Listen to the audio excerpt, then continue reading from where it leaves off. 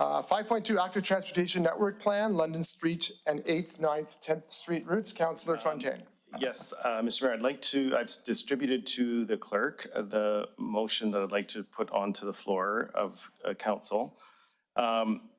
Be it resolved that council not endorse the staff recommendation to proceed with the London Street Active Transportation Project as outlined in the October 6, 2025 report. 2, that council direct to halt design and tender work related to the London Street corridor until a future term of council reviews the broader active transportation network plan priorities. 3, council reallocate the London Street's project capital funding, estimated at approximately $2 million in city contribution after TransLink's cost share, to alternative pedestrian and transit access improvements, including but not limited to construction or rehabilitation of sidewalks in neighborhoods lacking safe pedestrian infrastructure, installation of improved transit shelters and seating at high-use bus stops across the city, and targeted safety improvements such as crosswalk upgrades, curb ramps, and lighting enhancements in pedestrian-heavy areas. And 4, that staff be directed to report back to council within 90 days with a proposed reallocation plan and timeline ensuring any revised projects remain eligible for TransLink cost share funding where possible. Is there a seconder? You may motivate. Thank you, Mr. Mayor. I'm moving this tonight because I am hoping that a majority of folks on council tonight will have heard loud and clear from the residents of London Street, from the residents of the West End, regarding this particular project of the city. I have looked within the reports, I've looked at the appendices, I've looked at staff summaries, and I'm looking at, in particular, on London Street, on this particular project. And I was looking for collision statistics, recorded cycling or pedestrian injuries, ICBC crash data, or police or emergency call records for London Street, not big picture, not generally around the installation of general bike lanes. I'm looking specifically around London Street. And in short, from what I can see, we provide zero empirical evidence that London Street is currently unsafe for cyclists, pedestrians, or vehicles. Instead, the report and the material that I'm reading uses general language such as it will, quote, reduce conflicts between vehicles and cyclists, unquote, or improve safety for all users. But these are assumptions, and based on what I've read, they're not data-backed findings specifically for London Street. All of the safety claims are predictive rather than reactive, and the design is supposed to make the street safer by reducing potential conflict points, even though no actual conflict data has been presented. I think that we need to look at what we've got on London Street. We have average daily volumes are very low for a collector street. I think generally fewer than 1,000 vehicles per day. The speed limit's already pegged at 30 kilometers an hour, and the road already functions as a local residential street. There is no mention of any heavy truck traffic or collision-prone intersections. By all conventional metrics, London Street is already a low-risk environment, narrow, calm, and residential. I am looking, Mr. Mayor, at a significant capital investment when I look at communities like Queensborough that some neighborhoods, some streets don't even have sidewalks. I look at countless other capital projects where the public have come to us and said, there are issues around safety. There are quantified issues around safety, that it's not a feeling unsafe, but it's actually being unsafe based on the data. And I think we have an opportunity here tonight, if this motion is passed, to redirect some of these funds from this particular project to areas of the city that truly can help make pedestrians safer and also help make cyclists safer. And I'm not convinced, based on all the information and all the data that I've seen and the reports that have come through, that this is the right project at the right time. It simply is not, given limited dollars that we have here in front of us in terms of our capital program. So I do have a few questions for staff, and perhaps I can pose those at this time. I'd like to ask the staff around the issue of the collisions, the near misses, the ICBC data, and why it was not, from my perspective, from what I've read anyways, and I stand to be corrected, why we're on London Street as opposed to another street where we're not making those investments in areas where we know there's clear evidence that there is a higher risk for cyclists getting injured or for pedestrians getting injured.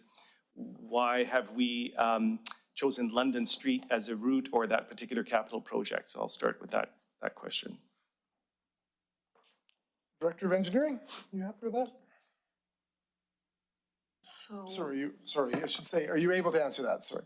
so through the chair, London Street is part of an overall citywide active transportation network plan.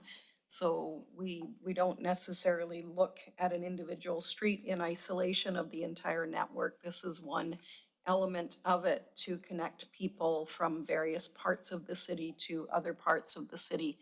I'm not sure what else can be added to that. It's a little bit like designing a road network where you don't just look at one block or one street in isolation. You look at the entire network of how people move around by motor vehicle. Similarly with cycling, it's viewed as an entire network where this particular project is one element of a 5-year network plan. So this happens to be the topic of concern in this year's group of projects. Okay, by way of a follow-up question then, I'm just wondering was, my apologies if it was in the package, I didn't see it, but was a cost-benefit comparison ever done between building a bikeway on London Street versus, let's say, nearby Dublin Street, which already meets kind of the width standards and has lower parking demand? Director of Engineering? So I will start and then I will look to my colleague, the Manager of Transportation, Mike Anderson, to fill in any gaps that I may have forgotten since I sat in that seat. London Street was an existing bikeway, so it existed prior to the Active Transportation Network Plan. The objective with the Active Transportation Network Plan is to elevate the network by improving, in some instances, improving existing routes, and in other instances, adding additional routes where there were noted gaps in the network. So this particular project was one of those whereby an existing route is being proposed for improvements to elevate it for safety reasons. The London Street Bikeway connects a variety of key destinations across the city, so neighborhood to neighborhood kind of connections. I'm not sure, Mike, do you want to? You don't need to. Okay. Covered that quite well. That's it. Okay, thank you for that. But given the limited transportation funding and the significant pressure on the capital's budget, I'm wondering how this project ranks in terms of what many would refer to as cost per safety benefit compared to other potential investments. I'm referring to specifically safer school routes or intersection upgrades with very clearly documented crash histories. Director of Engineering? So through the chair, the capital budget has a number of projects in it under a variety of different programs. So if you look at the budget, you'll see that there are various cost centers that roughly align with the headings in the master transportation plan. So there are suggested allocations for greenway improvements, for the active transportation network plan, for transit improvements, for walking improvements, and each of those programs, the needs of each of those programs is considered when we recommend a budget to council. In this particular instance, the active transportation network plan was endorsed by council in 2022, and the London Street bikeway improvements that we were out doing engagement on are a year 2 project under that active transportation network plan. So the direction that we received was to implement network plan over a 5-year period. And each of the route improvements or additions were prioritized and scheduled to align with coordinating opportunities, for example, with the West End Utilities project, to make sure that we didn't go in and do projects to optimize coordination opportunities with other works. So there's a variety of considerations that go into the scheduling for these types of projects, and a variety of considerations that go into how budgets are allocated for them. It's a lot more efficient to implement projects like this in coordination with other works. It means that we can mobilize more efficiently. It means that we don't go in and disrupt streets, you know, every 4 or 5 years. It supports doing things in a more rational and coordinated way. So those were some of the considerations that went into the timing proposed for this particular set of improvements. My next question is just, I'm wondering if the city's conducted any speed or conflict studies on London Street to establish a safety baseline before we moved ahead with redesigning the corridor. Director of Engineering. Through the chair, we didn't do conflict studies. We do speed studies as part of our volume and speed data collection on corridors throughout the city. So we do have speed and volume data, but we did not do any conflict analysis other than historical data that's available through ICBC. And just by way of a follow-up then, given we have done speed analysis, are staff of the opinion that the speed on London Street was excessive to the point of requiring that the bike lane be put on there to slow speed down? Is that what the analysis, the data showed? Through the chair, there's no particular indication that speed is a real issue on London Street. The street is quite narrow, so it does have that calming effect, and there are some speed humps along London Street as well. So speed is not a prevailing safety issue. Okay, thank you, Mr. Mayor.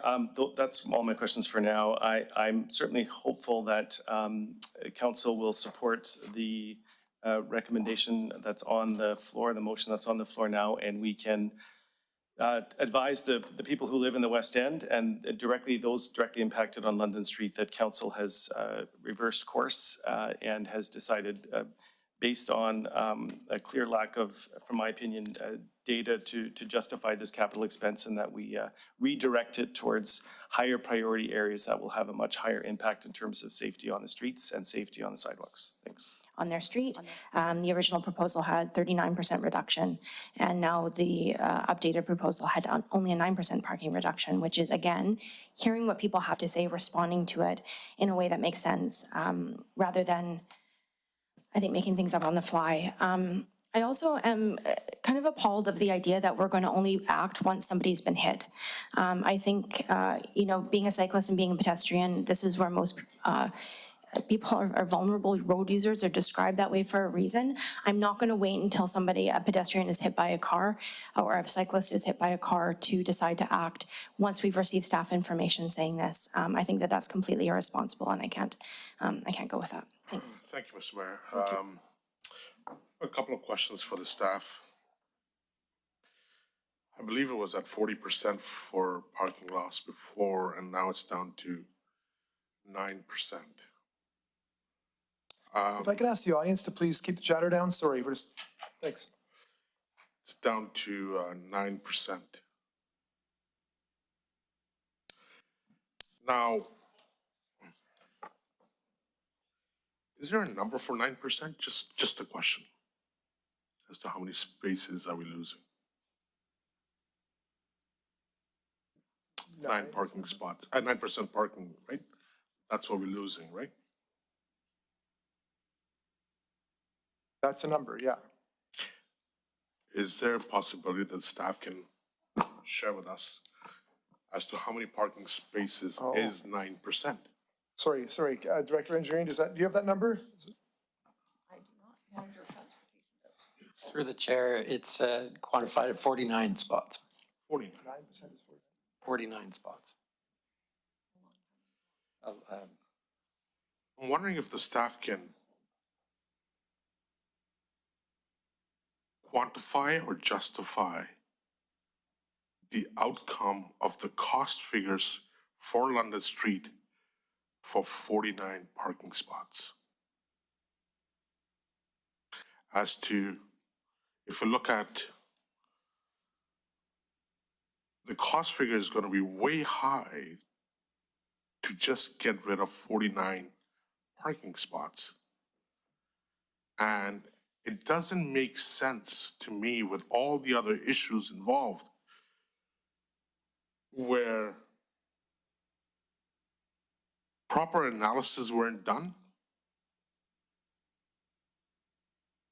There was no experimenting without evidence.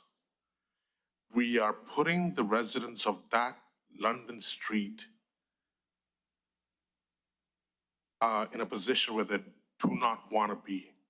They don't want 9%, they don't want 39%, they want nothing. They want zero. They don't want to do anything on that street. Now, if you look at the cost figure of the changes that we are going to make on London Street, is it worth it? Is it worth the headache for 49 parking spots that they're going to lose? For them, it means the world. But for us, we are spending so much money there that we could be using somewhere else, like Queensborough, where there's no sidewalks even. And they're crying for sidewalk for years. We're spending money unnecessarily on London Street. Again, like I spoke earlier, there's time and time again, we are spending money without consulting the people. Clearly, these people we're talking about, they weren't given enough time, they weren't consulted properly, and they came and delegated numerous times. These things just don't make sense to me. Again, Councillor Fontaine asked the question about what's the data that shows the route is safer than the other existing alternatives?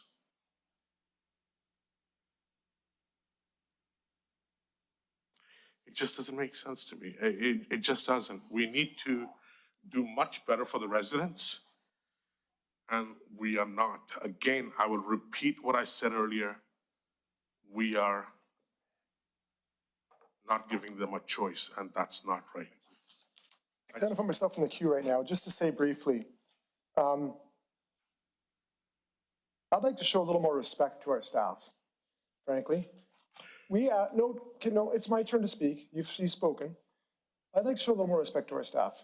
We asked them to go out and talk to this community, to do extra in consultation with the community. They spent the time, they spent the money, they did the work in order to consult with this community. They put together a consultation report which provided to us feedback from the community. And yeah, it was mixed feedback. They said they didn't like some of the community did not like some of the things they've been presented. And so staff did the work they could to try to adjust that as best they can. But more importantly, they did consult, they talked to them, and they came back to us with a report outlining what they heard. And for us to criticize staff's work and saying that we're ignoring, that they and us are ignoring what people said, when this entire report is functioning around a consultation report which was reporting back what people said in the community when we talked to them. So I don't think it's fair to criticize the work that's taken place to back this up. We can criticize the decision that this council makes coming out of that consultation. That's perfectly on board. But what I heard was people criticizing the work that staff did, and I don't think that's appropriate. So yeah. I would like to answer back to that, Mr. Mayor. We don't debate. Well, Councillor it's Fontaine absolutely is on wrong cue. that you won't give me a chance to answer back, because for not one Councillor second, Minhas, you are not in order. Councillor Minhas, you had your moment, I had my moment. You're not in order. This is not a debate, this is a deliberation, and you are not in order. Councillor Fontaine. Okay. So I just, yeah, I think it's important to clarify that these are political decisions, 100%. I'm glad that that was mentioned again, because Point of order. these are not. Point of order. You know what, folks, it is 5 to 9. I think everybody needs to take a 10-minute break to go have a bit of a sit down, take some brief, have a breath of air, maybe have a cigarette, do whatever we need to do to get ourselves back to a spot where we're actually talking about the issue instead of challenging each other. I currently have Councillor McAvoy, Minhas, then Campbell on the queue. We'll come back at 10 after 9. We need a motion. I just want to answer to some of the things earlier. There's no way, I've already received 3 messages, people that are watching online, that I insult the staff. And I want to make sure that I let the staff know I did not insult anyone. And for you, Mayor, to twist it and turn it around. Councillor Minhas, you I'm need to speaking right now, Mr. You need Mayor. to speak, Councillor Mr. Minhas, Mayor, you I'm need to speaking speak right to the now. item that's under debate right now. But I do want to answer to what you had mentioned. I do have the right, and if I want to. and Sorry, if- point of order? Point of order as a third party here. When the chair speaks, all discussion is supposed to stop. No member has a right to overrule or talk through the chair of the meeting. You can challenge the chair if you really don't like what he's doing, raise a point of order, I challenge the chair, I want to finish my statement. but the Okay, we're having crosstalk now. I appreciate your efforts, Councillor McAvoy. I'm going to allow Councillor Minhas to complete his presentation, but I am just asking Councillor Minhas to please keep his topic to the subject that is on the board behind me, which is the subject of what we're debating right now. So I still can't speak to the staff as to what you had commented.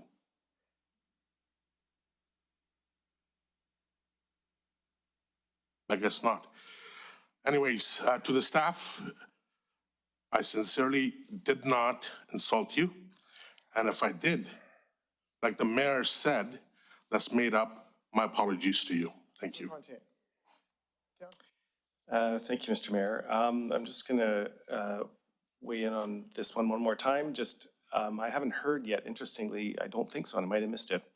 Perhaps Councillor McAvoy was getting close to it, around whether people are supporting or opposing this motion that we actually have on the floor. So there is a motion on the floor, and the motion does call for basically a movement of dollars off of London Street for this particular capital project, which is fine.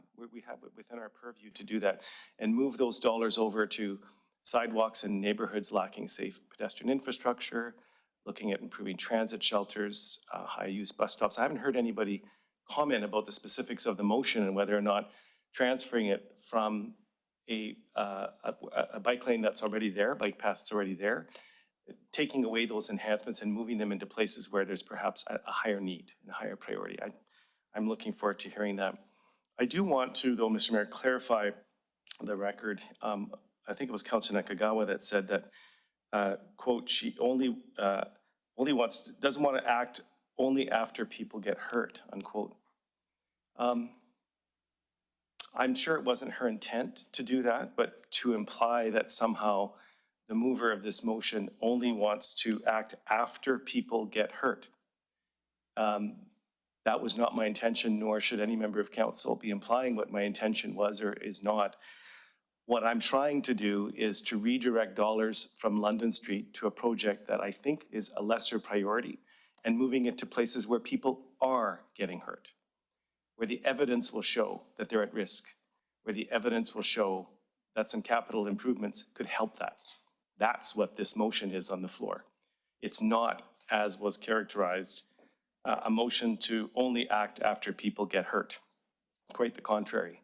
I'm moving dollars over, if this gets passed, to places where people are actually getting hurt, and hopefully we can prevent that. So I encourage members of council, noting the time, that if people are not supportive of this particular motion, let's just simply vote against it and let's go on the record. And I look forward to seeing what gets put onto the table and we can move from there. Thanks, Mr. Mayor.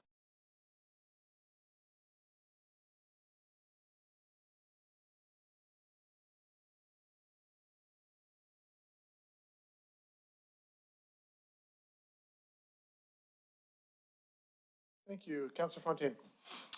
Thank you, Mr. Mayor. I will not be supporting the recommendation that Councillor Campbell has put forward, the staff recommendation, for a number of reasons.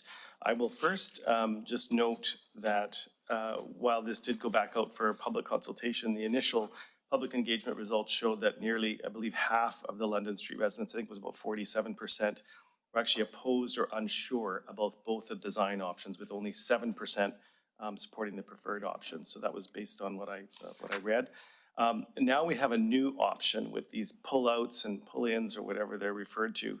And that particular design has not gone out to the public, other than it being posted on the city's website, I believe last Wednesday. So hopefully the folks who are on London Street are seeing what's put forward tonight, because it looks like that's what will be put forward. And they may ask us, what did you consult with us on this proposal? And the answer, I believe, will be no, because we basically have created that based on the feedback that the two options that were initially proposed were not supported by a majority of the residents. And in particular, I note the people who actually live on London Street were particularly non-supportive of the two proposals that were originally there. If I look at the current evidence, crash or collision data, I don't believe any was provided. I look at measured risk factors, none. There was a speed study, as we heard, but that speed study was not indicating or supporting high speeds on London Street. We don't have a near miss data analysis, as we heard tonight. As to the predicted safety gain, as the report says, it, quote, reduces chances of conflict, but it's unquantified as to what that is in terms of traffic volumes, comparing London Street to other areas that may require bike lanes, separated bike lanes or otherwise. Very low, as indicated earlier, 1,000 vehicles per day, less than 1,000 vehicles per day, so it's deemed to be already a calm street. And lastly, on resident safety concerns, you know, there was a perceived issue of the lack of collisions and the loss of parking, which we've heard tonight. It will be 9%. I do want to thank staff for reducing the loss of parking from 39 to 9. And as Councillor Minhas noted in his earlier question, I believe that's about 49 parking spots. It's still a significant number of parking spots that are going to be gone, even at 9%. And so I do thank staff for bringing it down from 39 to 9%, but I have a feeling that even at the 9%, the proposal, based on the feedback I've had from the residents who are living there, that even this is not particularly acceptable. I will just conclude by saying that some of the folks who have read this report and have read the proposal do have a number of questions. I won't have time to ask those all this evening, but around this new design and whether there's some potential additional risks that will come from kind of ducking in and pulling out and vehicles coming in and out, whether this particular design in itself may have some risks that were not there with the current configuration of London Street. So I'll just close by saying I'm not supporting this. I think, you know, there's nothing wrong with us listening to the public. There's nothing wrong with us reacting to the public. There's nothing wrong with us pivoting. And if we know there's other areas that are higher priority, we should be moving those dollars over. And even if we wish to move those dollars into other parts of the active transportation plan, that was an amendment that could have been put on here. It wasn't tonight. We're just simply moving ahead, and we're going to be, I'm assuming within the next few minutes, approving this, and it'll be kind of policy, and it'll be an initiative that we move forward. So like I said, I won't be supporting it, and I'll wait to see what the vote will be in a few minutes.